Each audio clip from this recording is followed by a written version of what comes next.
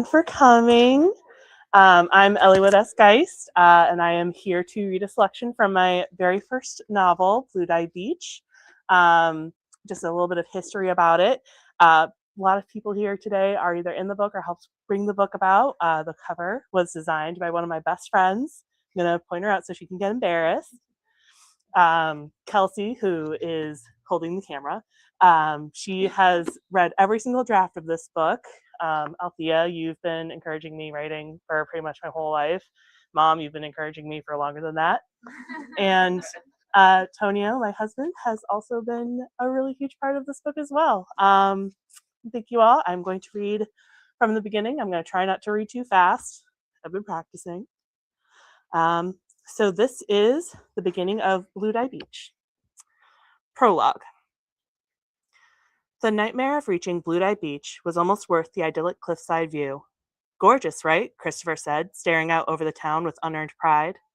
Barely a town, Kathleen thought, wondering how to discreetly handle the boob sweat stains on her brand new hiking shirt. The gentle breeze felt like summer, even if the ocean water still clung to its spring temperatures. After trudging up the steep hiking trail to reach said view, Kathleen pretended that if she could keep breathing through her nose, she wouldn't seem horrifically out of breath. So long as she ignored the trailing whistle that accompanied every wheezing inhale. She had no idea why she'd agreed to this date. Hiking? She hated hiking. Bludeye Beach?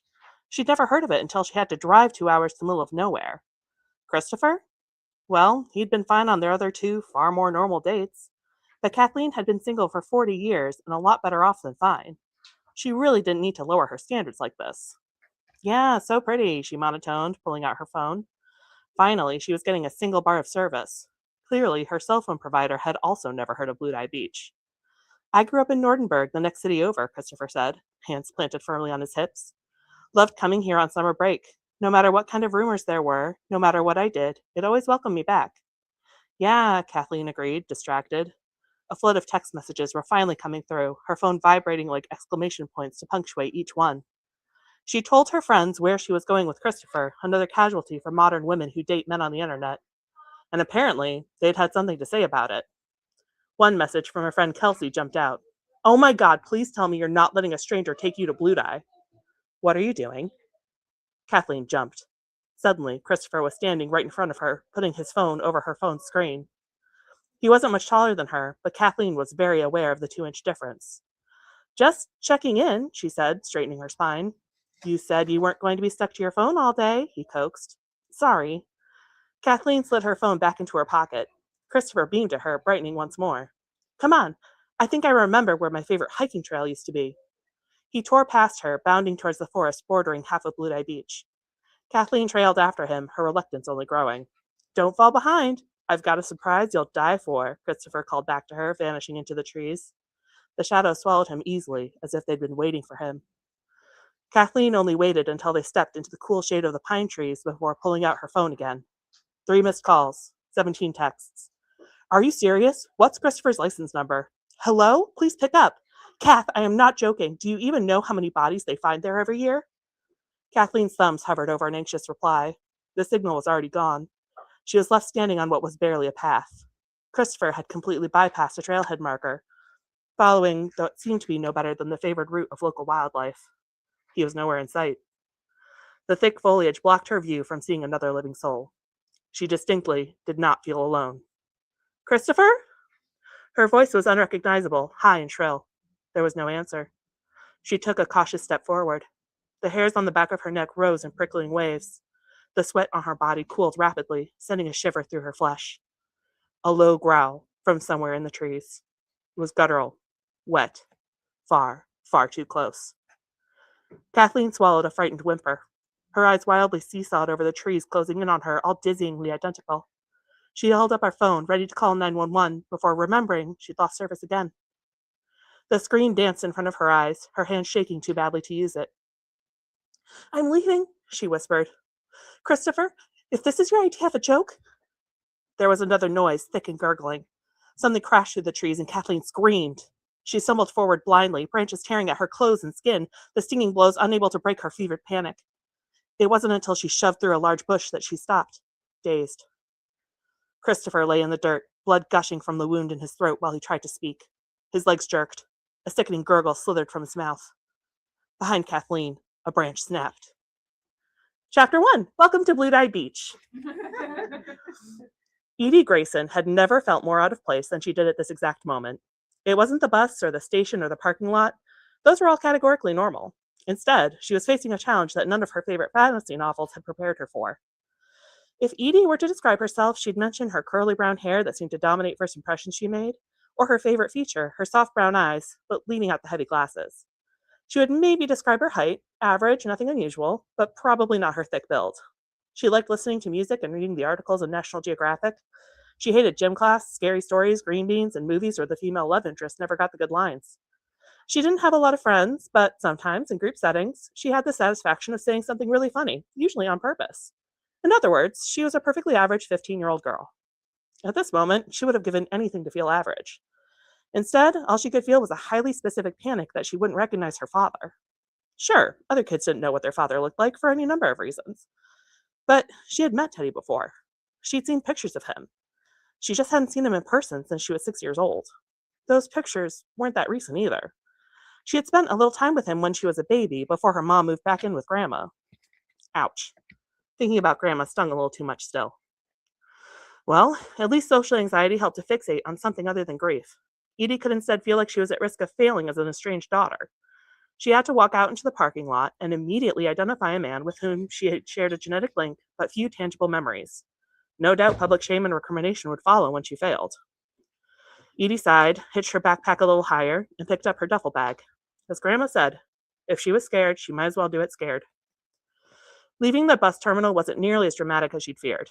The early summer sun was going strong, and she felt her sweat glands getting ready to embarrass her for the next 6 weeks. She'd watched the window by her seat change from city outskirts to rural neighborhoods. Even the dilapidated parking lot was surrounded by dense forest. That had to be the state park Teddy had told her about. Vorpal Park? Bacon Park? Something with a V that sounded kind of like a made-up word. Apparently, the only way into Bludeye Beach was by driving through the woods. A solitary 60-year-old man climbed out of a light blue four-door hybrid something or other, waving enthusiastically. Edie smiled back cautiously, giving a half wave before lugging her suitcase over to the car. To her relief, her father's face was familiar. "Hello, sweetheart," Teddy said warmly, holding out a hand for her suitcase. "How was your trip? Are you hungry? Thirsty?" Edie smiled in relief, her mood already lifting. Pretty good, kinda, sorta?" Teddy stowed her luggage, then opened the passenger door for her with a sweep of his arm. "What is your most pressing concern after your long journey?" "Bathroom?" Edie asked tentatively. "Say no more. Do you want to risk a gas station?" "I'll wait for the house," Edie opted. "I'll drive fast and avoid potholes," her father promised, earning a smile from Edie. "What was the name of the park again?" Edie asked as they drove into the tunnel of trees and branches. She felt a noticeable chill, despite the AC already blasting.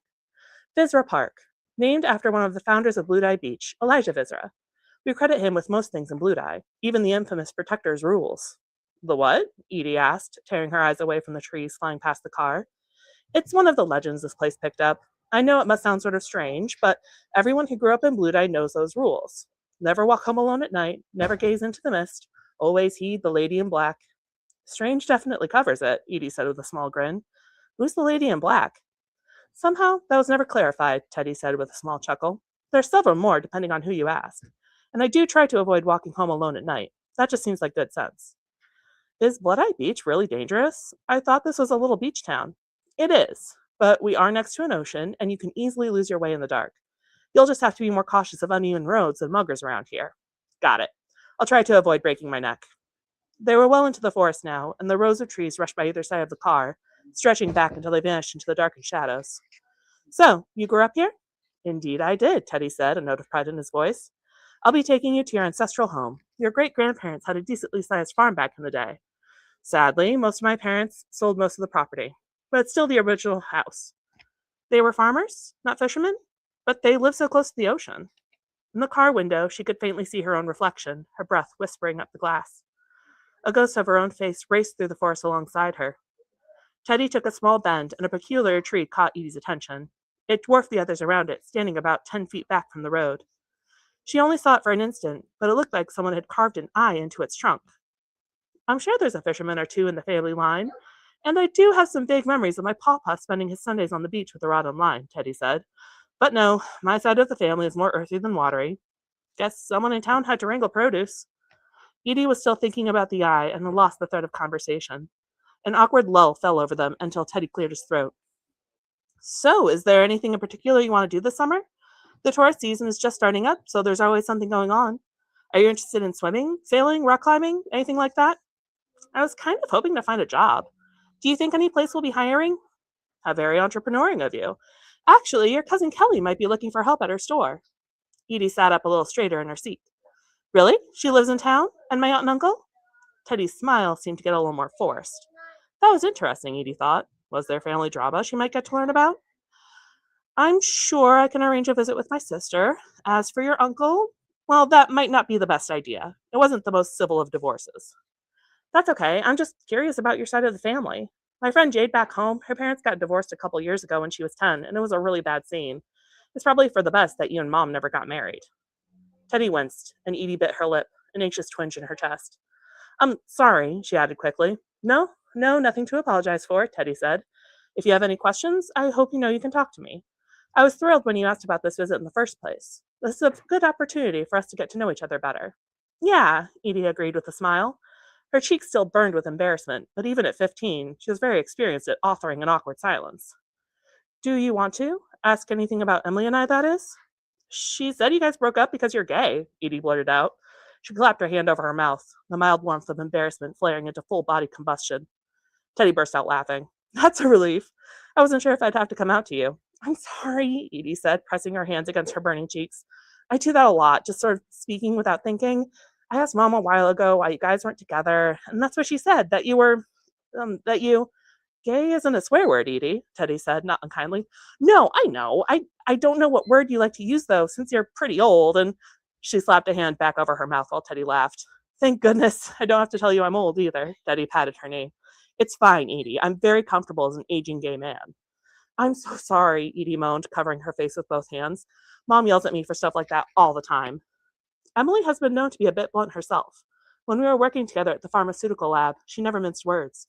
I always found it refreshing. Are you out? Like to the town? Edie asked. Do I need to remember not to say anything? Well, I didn't make a public announcement, but I'm not hiding anything. Do you have a boyfriend? No, I haven't dated anyone in quite a while. He sounded wistful, but then pointed. We're just about through the park. As if on cue, the road ahead of them opened up like a movie montage. All of Bludeye Beach lay spread out in front of her. The forest ended at the top of a ridge, the road following a sharp decline. The town was all cute cottages and old-fashioned buildings bathed in golden light. Best of all, Edie could see the ocean unfurling beyond the town. The glittering blue looked like a painting, too picturesque to even seem real.